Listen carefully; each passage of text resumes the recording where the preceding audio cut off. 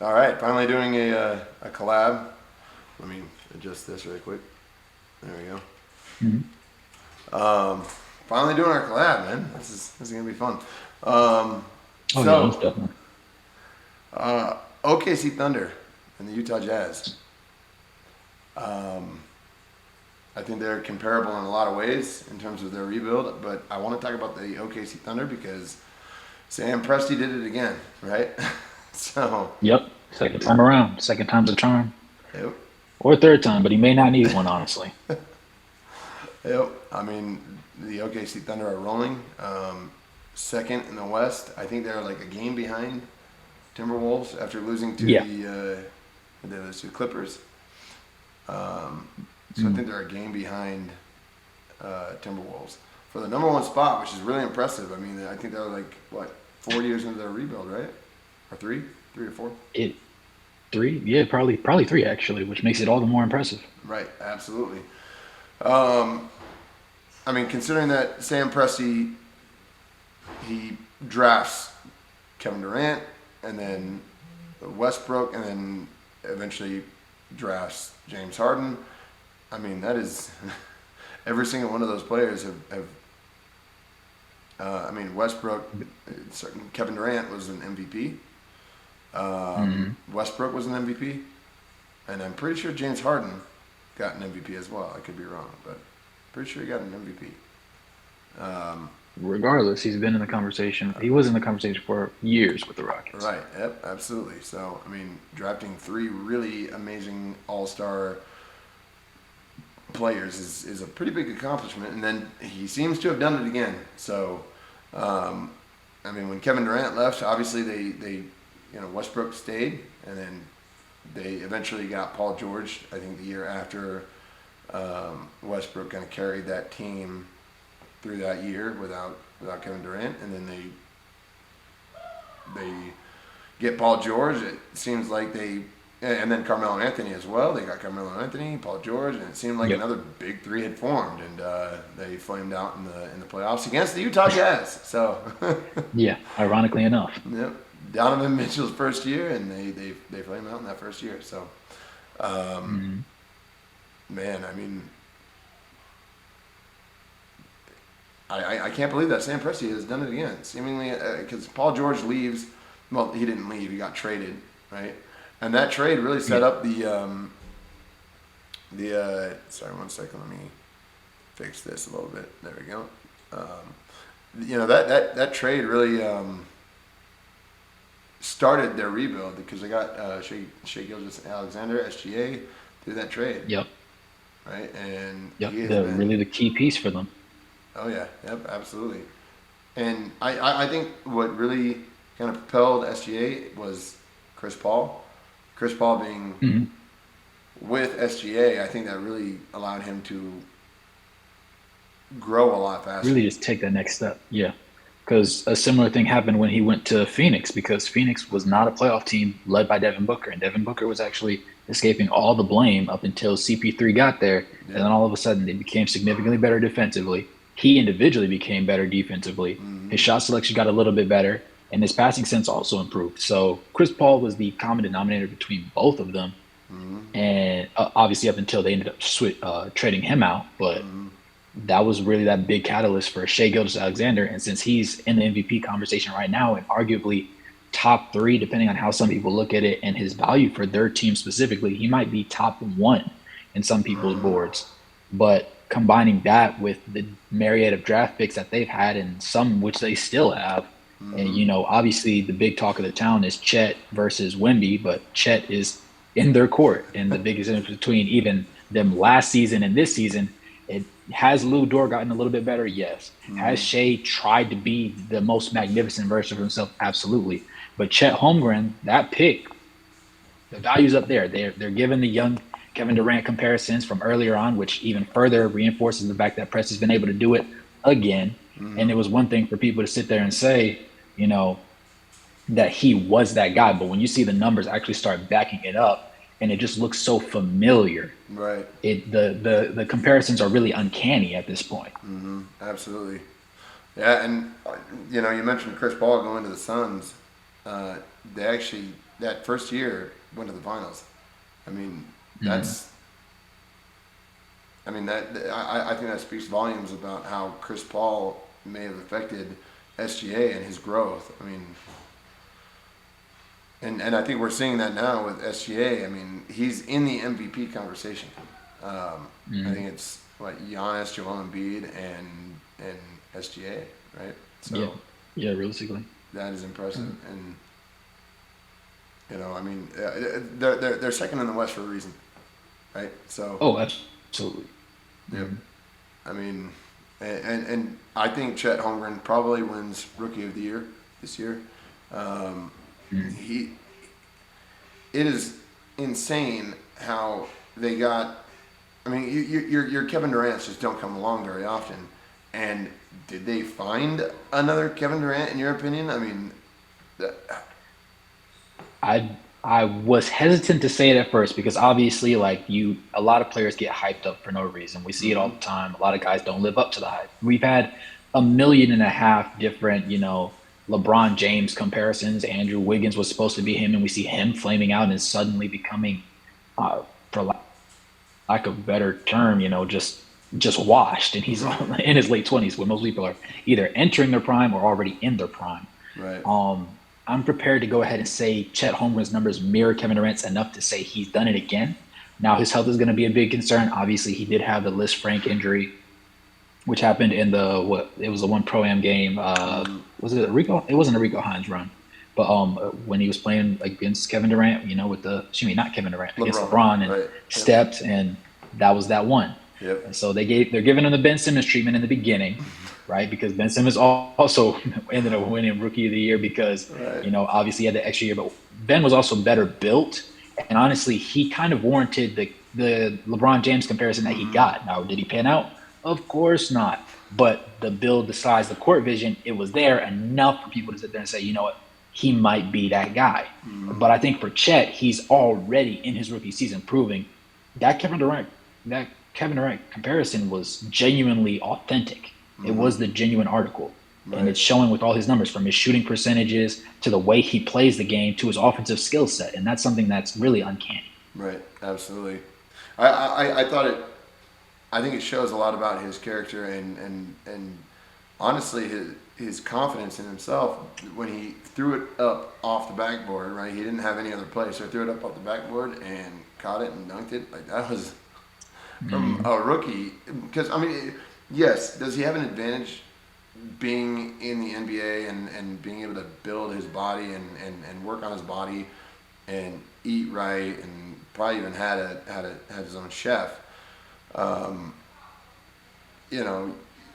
You do have an advantage with that off year, in my opinion, because you know what the grind is like, constantly flying to different states and going through those different time zones and being able to adjust to that. I think is it's a huge advantage. Most definitely. But I think he's proving it on the court that he is the Rookie of the Year, and he is the most similar to Kevin Durant. And I just didn't think we would ever see another LeBron James or Kevin Durant. I also think it's amazing that he is probably the closest thing to Kevin Durant.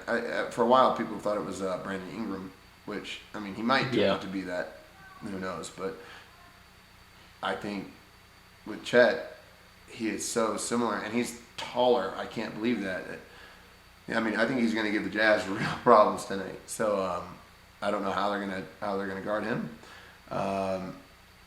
And that SGA and Chet Holmgren, that is just a really amazing, dominant 1-2 punch that the NBA is going to have to deal with for a while. So for the better part of over a decade. Yep.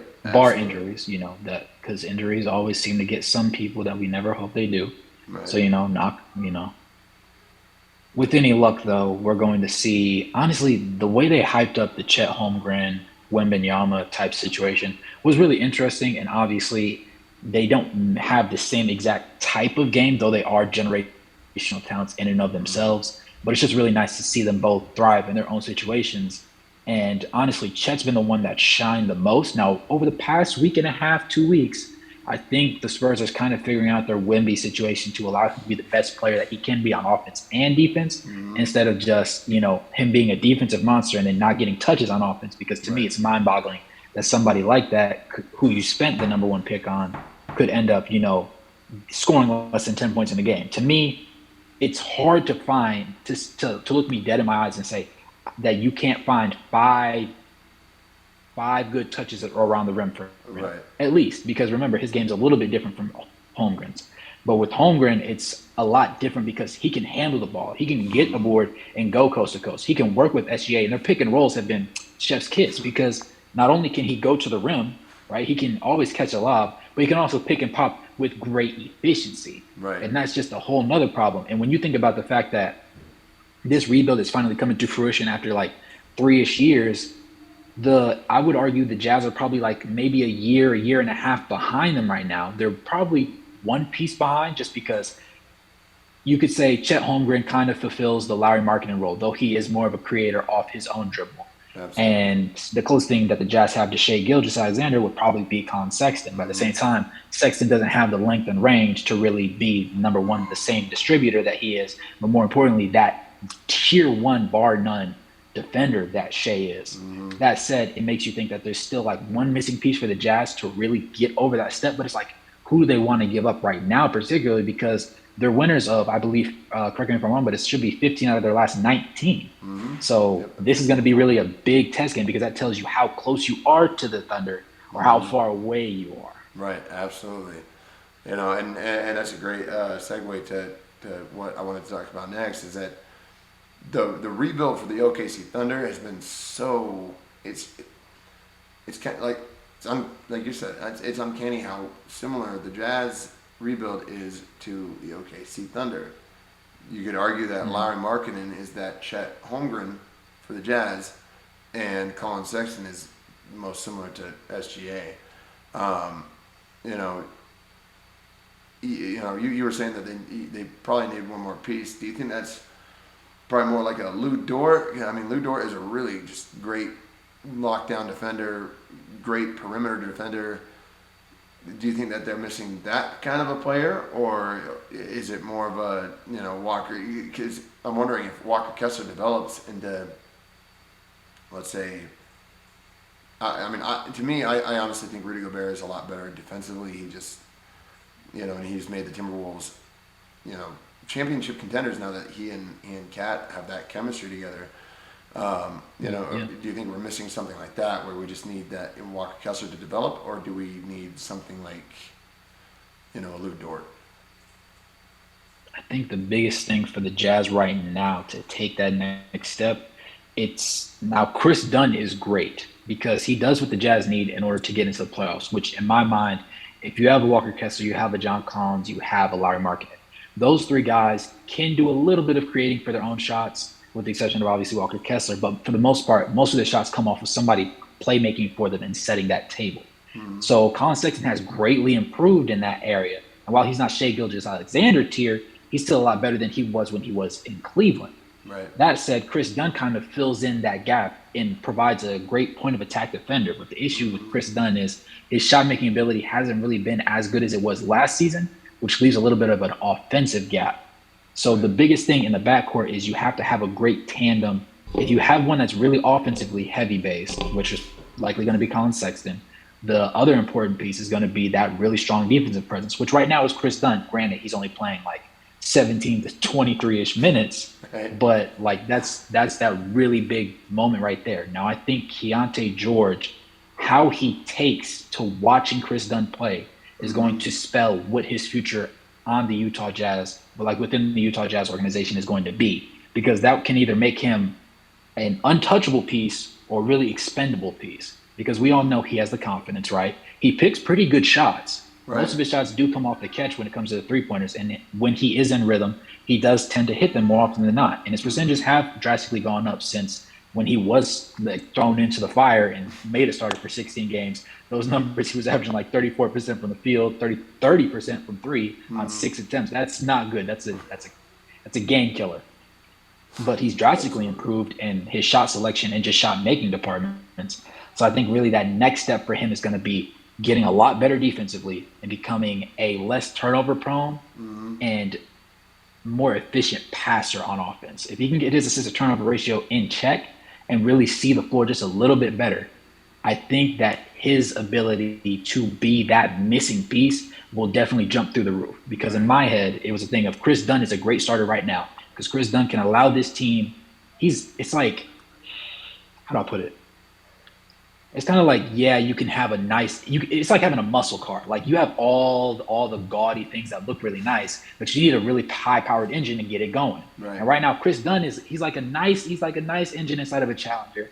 But it'd be nice if you could get that you could get that turbocharge. If you could get just a little bit higher, like that's that missing part. And it's like, okay, so do we want to make Keontae George that guy, or are we gonna spend one of the draft picks that we have coming up? Right. From the boatload that we got from the Donovan Mitchell and Rudy Gobert trades to try and find that piece, or do we want to try and outsource it and ship somebody in? Now, granted, of all the people that likely would be available right now, DeJounte Murray seems to be like the most expendable to his respective team, but I still don't know if that's something that they'd likely end up triggering on, if that makes sense. No, that makes sense.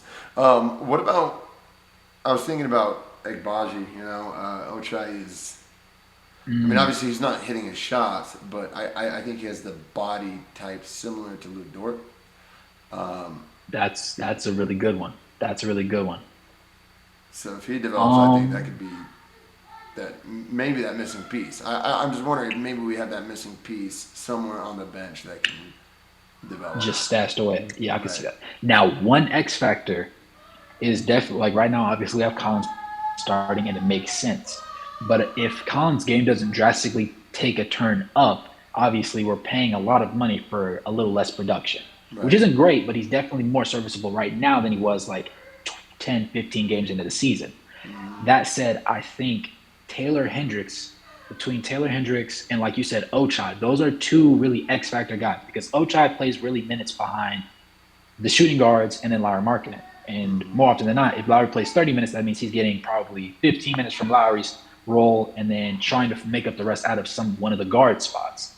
And while it's nice and all, I think the biggest thing for Ochai and the reason why he's not hitting his shots is because he's just not seeing the court with enough time to really get his touches. Because even all the greatest shooters say you don't have to shoot the ball every possession, but simply having the ball touch your fingers get you adjusted and your head just keeps going. The engine's warm. Right. You just need it for that one time, and then once it goes in, it's going to keep flowing. Now, he also has that sneaky athleticism, which is really great. And he's not the greatest with the ball in his hands, just creating for himself. But because of his athleticism and his ability to potentially be a really great three-point shooter, the defense is already there. So I think that low-key, that was a really good comparison that you made right there between him and Lu Dort. And he does have the potential to get there, I think, maybe even a little bit better, honestly. But it comes down to the minutes, where the minutes going to come from for him.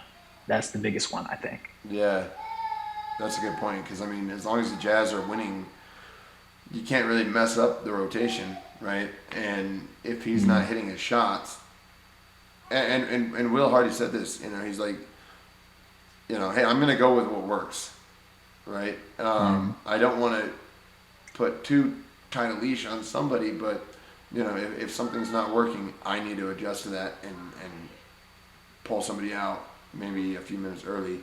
And when Ochai is not hitting his shots, yes, he still has that defensive presence. Like I thought it was amazing when he had that block on, I think it was Giannis.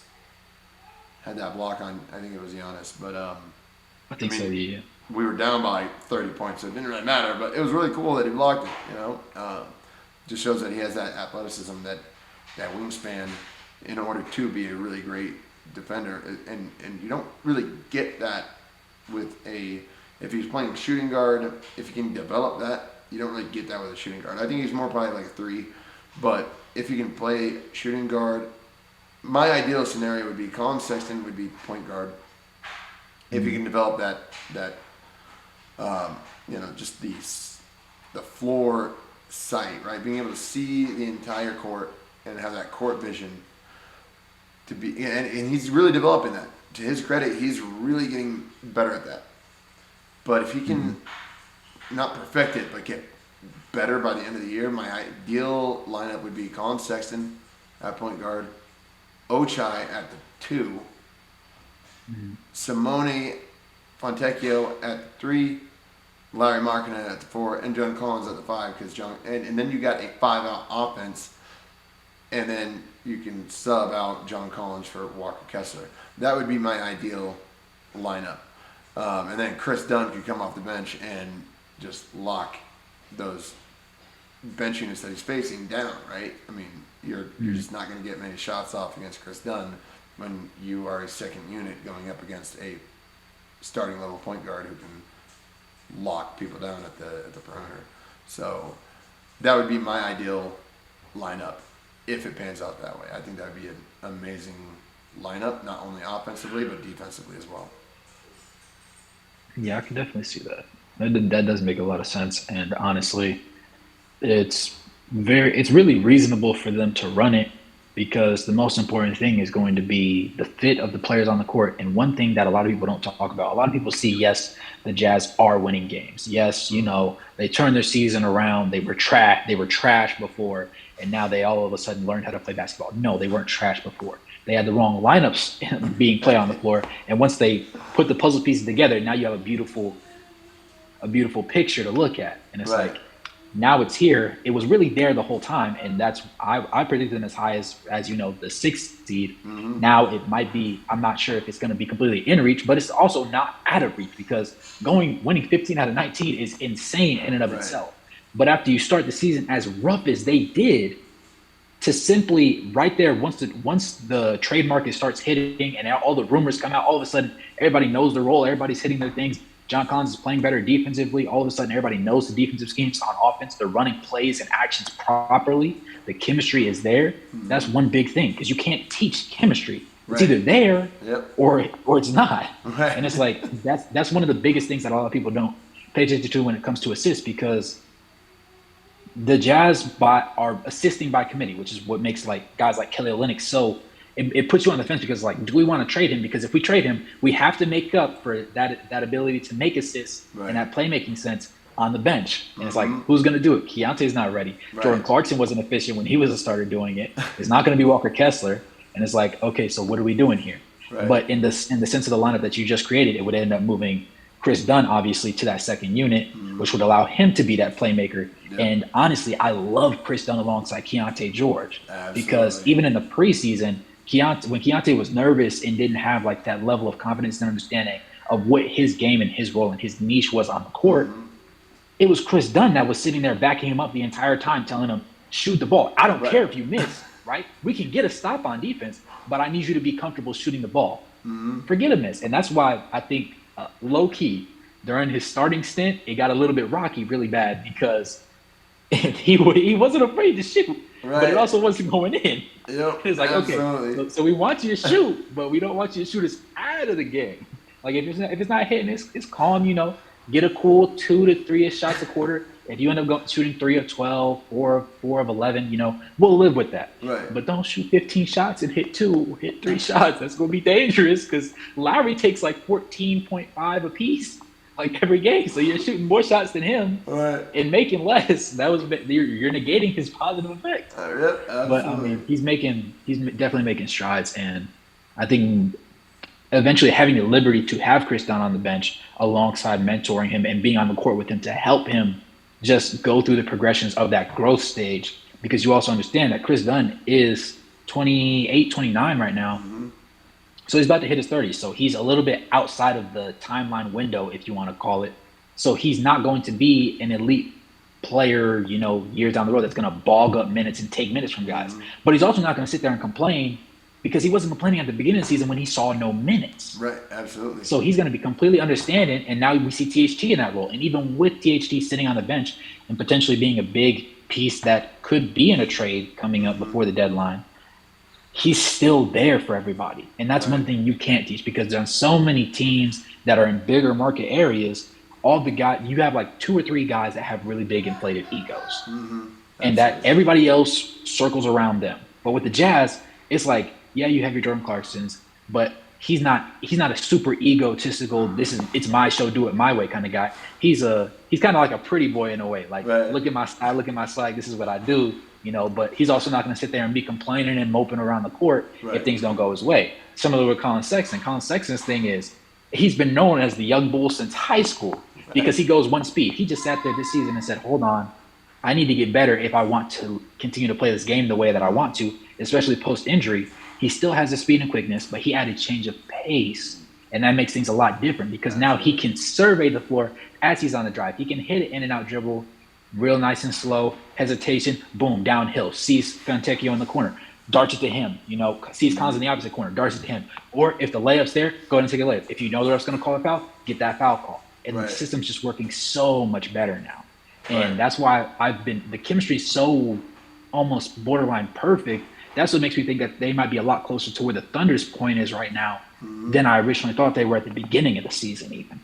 Absolutely. That's a great point because when I was actually doing the math on it. If they stay on this track of and I doubt they're going to stay on 15-4 for the rest of the season. But if they did, they would actually hit about 51 wins.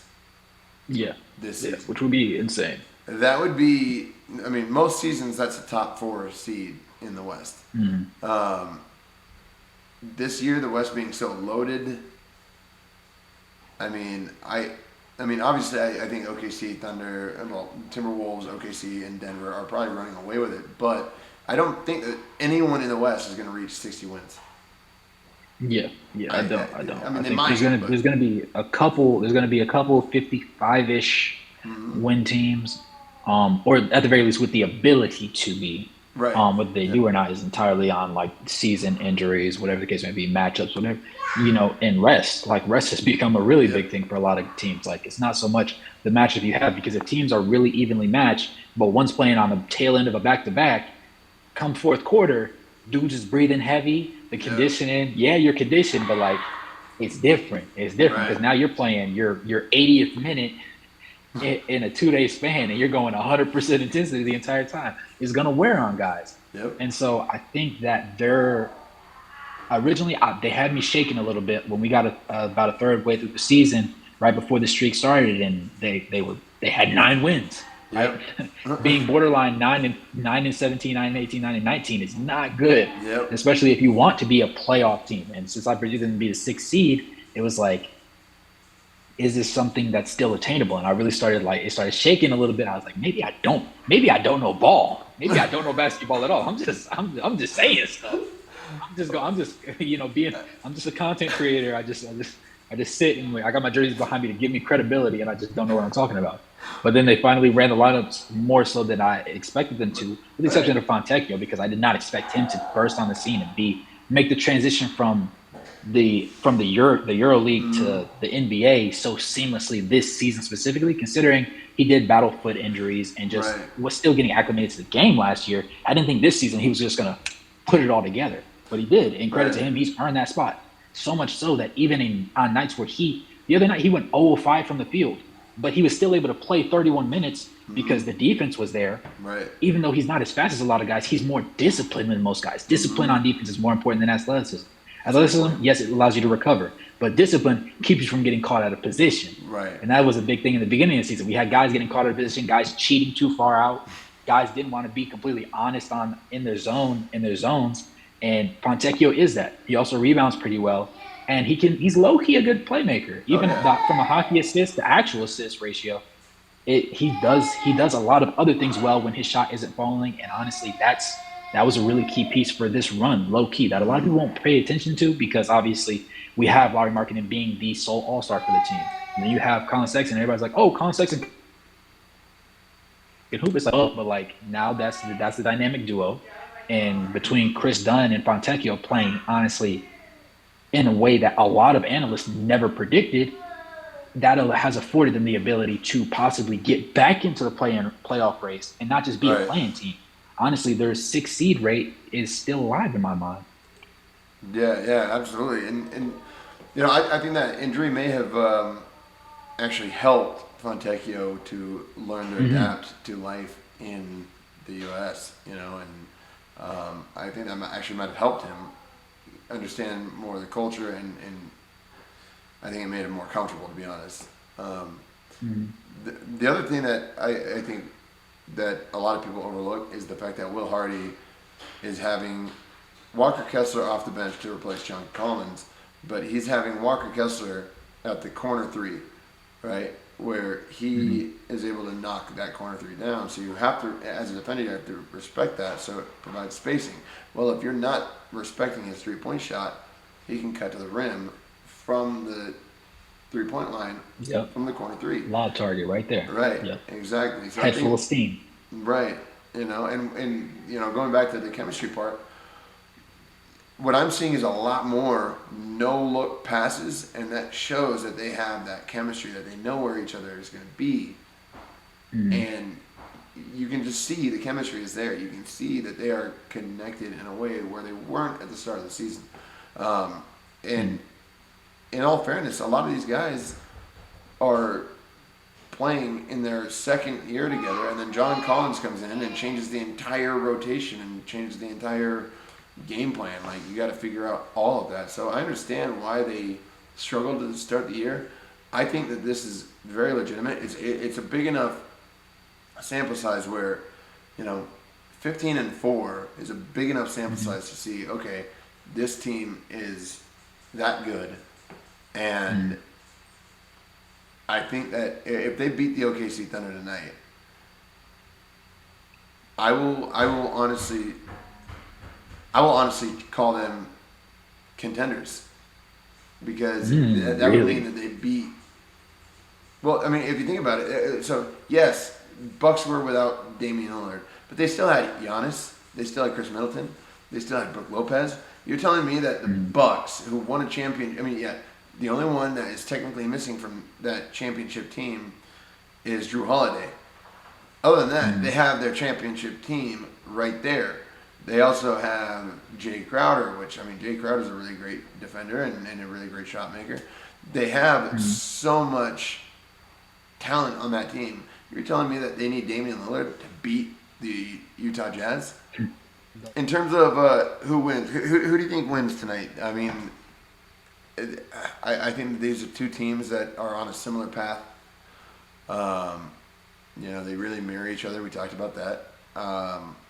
I think that Lowry Markkanen versus Chet Holmgren, that's going to be a really fun matchup to watch.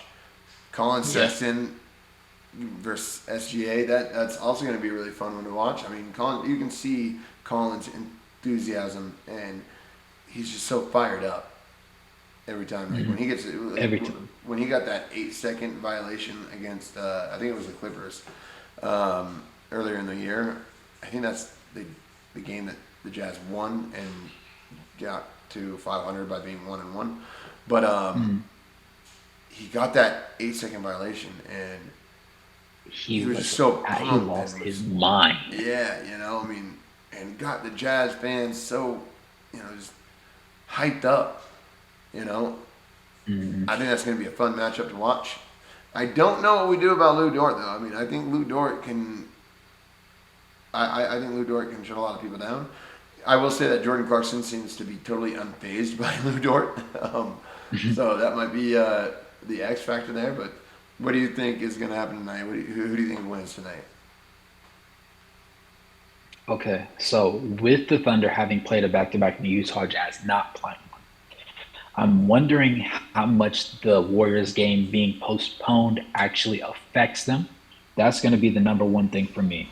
Number two is going to be the rest factor, because obviously all those key guys played significant minutes in that game. Are they going to be fatigued in the second half? Because the Jazz have been able to get out to leads in the first quarter, play a solid enough second quarter, dip a little bit in the third quarter, and really pull things together and lock things down and finish games in the fourth late. So the biggest thing is, can the Oklahoma City Thunder either A, stop the Jazz from getting out early, or B, will they have enough left in the tank to hold out in that third and fourth quarter to not only hang around, but also give them the gut punch to close that game out. And because they're a young-ish team, I think the rest factor is a little bit like up in the air, kind of a coin flip, because you never really know. But at the same time, I'm inclined to believe in what's been going on with the Utah Jazz. Simply because, number one, this is a home game. This is not on the road. This is not in OKC. Right. They haven't played. There's nothing resting wise that they need to be concerned about. There's no major injuries that have been told to us. And considering their most recent run, yes, Oklahoma City's done some insane things. I think they 50 piece or almost gave 57 points of victory over the Trailblazers, and the Trailblazers scored 77 in regulation, which is crazy for one. Like, no matter how rough of a team you are, to only score 77, that means you scored really. There's high school teams that aren't sending players to the NBA that score 80 points. So that's kind of crazy. Yep. So is that daunting in a way? Of course. Yep. But they're coming into Utah to try and catch this W. And I just don't – I'm inclined to believe in the Jazz right now. Yep. Just so slightly. Now, would I be surprised entirely if the Thunder managed to pull something out? No, because at the end of the day, like we said earlier, SGA's that guy. Mm-hmm. It's really hard to just sit there and get in the way. And Chet has been playing out of his mind as well. Mm-hmm. I think that their bench is going to be a really big deciding factor, because if their bench can play well enough, they might have a genuine shot. Mm-hmm. But remember, when the Jazz ended up moving Orchestra to our bench, it created a situation where our bench is outscoring opposing teams by 24 points per 100 possessions. Yep. And if your bench can be that much better than their bench, that means your starters don't have to play perfect games. Right. They just have to be good enough. Right. Yeah. Keep it close. And that's right? going to be a key thing. Yep. Exactly. So I'm leaning Jazz. I mean, so I think the fact that the Jazz did not have a back-to-back, right? They do have the rest advantage. OKC played Clippers not last night, but the night before. So, but they got into Utah Tuesday night, probably almost Wednesday morning. So they had Wednesday morning off, but now it's Thursday night. They're probably not used to the elevation. I'm going to be honest. If anybody out there doubts the elevation advantage, I've gone up to the mountains to snowboard. I can run on a treadmill for 45 minutes, no problem. Like at full speed, 45 minutes. I go up to the mountains and I just walk up just a flight of stairs. I'm winded. I'm done. Like I'm done for the day. I can't do it anymore. So, sorry, my son is screeching. Sorry about that. But yeah, I mean, it is definitely an advantage to have that, elevation and be used to it. When you're used to it, it's so much easier. Because after about 2 hours in the mountains, I'm good. Like I can walk up those stairs, no problem. I'm used to it. My body's used to it. So I think that is definitely an advantage for the Jazz. And while I would love to lean the Jazz, I would probably be a little surprised if the Jazz win tonight, just because. I mean, yes, the Jazz have a rest advantage, but OKC didn't play last night. They had a day to acclimate to the elevation. I gotta go with the OKC Thunder tonight. I think that they're gonna probably win it and the win streak. I would be happily surprised if the Jazz win. And if the Jazz blow them out, I mean, I don't think that the OKC Thunder has Lou Dort. I think that Lou Dort is questionable right now. He could have been upgraded to available, but I think he's questionable.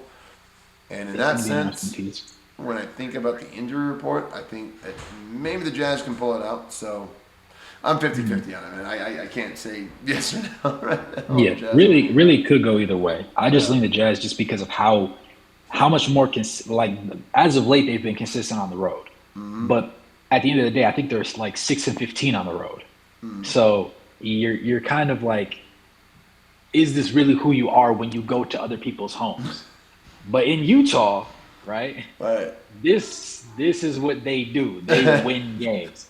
So it also, considering everybody's healthy for the Jazz, if Lou Dort doesn't end up playing, that's going to be a big blow for the Thunder, despite them having the opportunity to get a little bit more acclimated to what's going on. Right. I'm gonna lean Utah by about 6 to 8 points. I don't see this game being won by more than 12. Ooh, Either interesting. way, Okay. even if Thunder pull out, I don't think that it gets beyond 12 points. Honestly, you changed my mind. I'm gonna lean Jazz. I'm gonna lean Jazz. You got some really good points. So yeah, we're leaning Jazz. Okay, so Jazz win tonight. That's what we're thinking.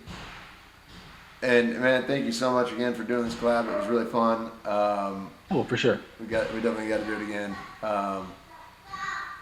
Yeah, I mean, I feel free to go with your outro, and because it's a lot better than mine. So we'll go with Man, yours.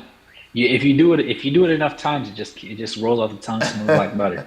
But anybody that made it this far watching the collab, appreciate you for one, because obviously you had to have been entertained. You had to feel some way, whether you are on the side of the OKC Thunder or on the side of the Utah Jazz. With that being said, we appreciate y'all sitting through it. Go ahead and drop in the comments who you think is going to win the game. If you're watching this post game, let me know if you agree with our takes, if we were right, if we were wrong, or what key factors did we not think about? And then also backtracking, tell us how you think Sam Presti in this rebuild has compared to Danny Ainge as he goes with Utah.